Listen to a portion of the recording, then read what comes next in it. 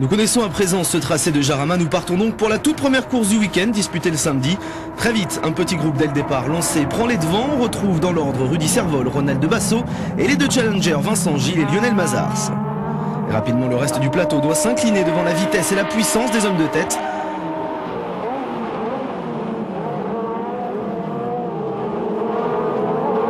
À la fin du premier tour, les écarts se sont stabilisés, mais débute alors une nouvelle course, celle de l'aspiration. On comprend avec la première attaque du week-end que la ligne droite associée à l'aspi aura un rôle prépondérant, même déterminant. Basso, lui, en profite pour passer devant Servol. On l'a vu avec la caméra embarquée, Servol accroché par Mazars a vu l'arrière de son véhicule s'envoler comme une feuille, ce qui ne l'empêche pas de cravacher et de récupérer la première place, bien suivi par Basso et Romeki, toujours en embuscade. Tout roule pour le numéro 1 en tête, mais la plus belle performance revient à Stéphane Romeki. L'ancien pilote Formule Renault s'accapare la deuxième place. La lutte pour le podium est toujours aussi intense, puisque dans le même temps, Vincent Gilles a fait son apparition, mais surtout Lionel Mazars encore lui, son retour.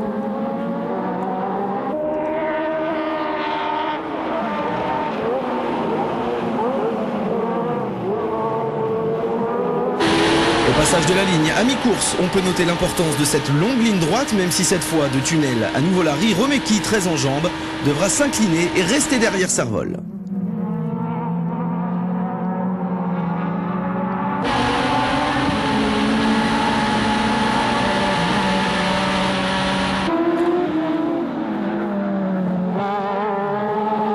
Malgré ses efforts, l'ancien champion sur deux roues va devoir s'avouer vaincu lorsque Ronald Basso, peu avant la courbe Bugatti, va trouver les ressources et récupérer son bien.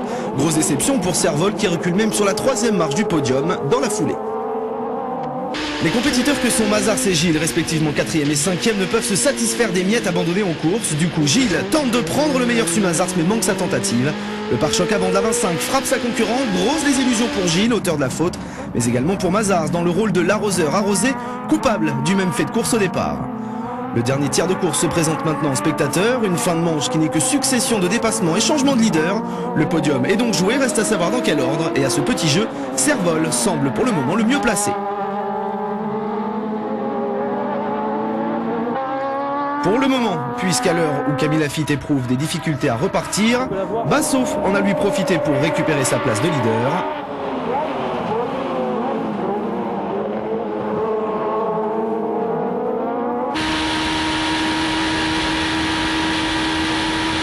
Une place que devra finalement céder le vice-champion de France dans le dernier tour sous la pression constante du Clermontois numéro 1. Stéphane Romeki, lui, en spectateur du duel, s'adjuge une belle troisième place. Enfin, à noter la belle performance de Juliette Palassin, 6e et bien sûr première féminine.